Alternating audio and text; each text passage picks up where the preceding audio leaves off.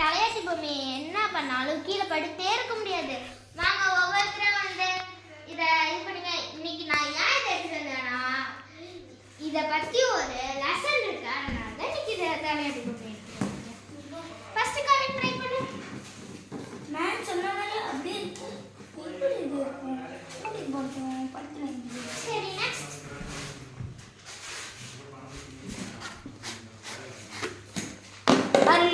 சாஞ்சிச்சு. எல்லாத்துக்கும் ஒரு முடிவு இருக்குதா? நான் தான் கேமராமேன் பேசுகிறேன். இவனோட மூளையில் காலங்கடை போட்டால் கூட பேச்ச பல வாங்க முடியாது.